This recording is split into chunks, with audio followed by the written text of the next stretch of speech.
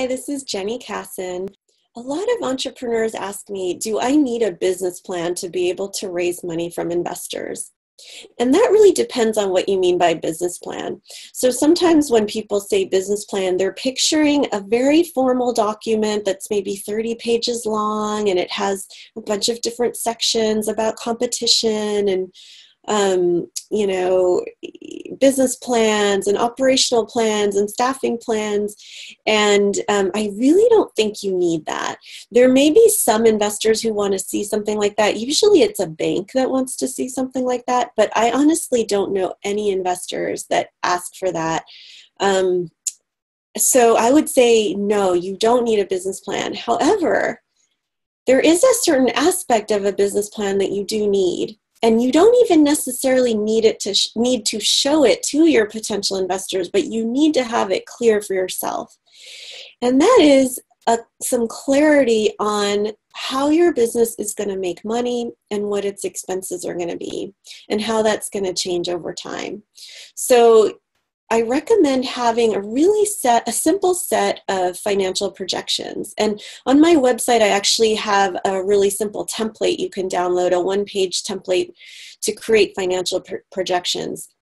And again, it doesn't have to be shown to anyone. I get asked a but lot, until you if I have want to raise money from clarity investors, on do I need to have the a financial and outlook for your business over my the next answer 2 is years? it It's depends very hard on to what you raise mean by money. business plan. I Because give when that you answer raise to a money, lot you of want to be questions. clear on So your expectations for your start over. business, your plans for your business, and Okay. how investors can be compensated.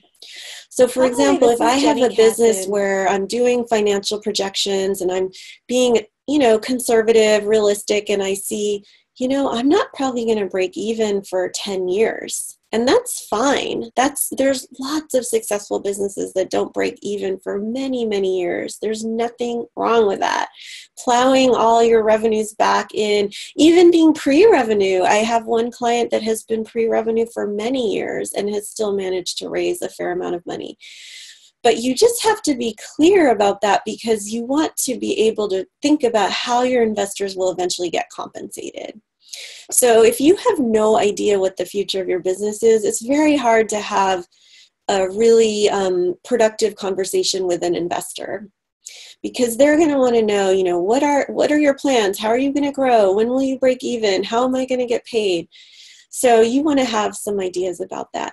Now, of course, projections change all the time. There's nothing wrong with making changes as you go, but you want to at least have some idea for a pathway of how you will break even if you're not breaking even yet, or how you will meet your goals of growth or achieving, a higher level of staffing or whatever your goals are. You want to have a clear plan for that. So in that sense, you do want to have a business plan.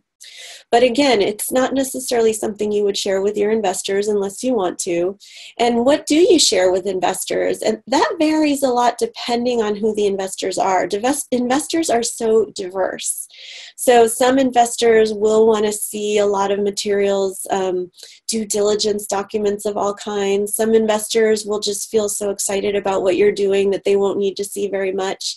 So what you prepare to show to investors is really going to vary depending on your strategy. If you're raising money on a crowdfunding platform under Title III of the Jobs Act, the investment crowdfunding exemption, what you prepare is going to be very different than if you're pitching to angel groups.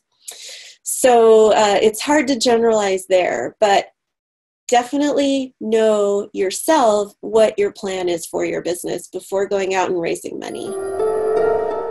If you'd like access to all 20 videos and a lot more resources, visit jennykassan.com.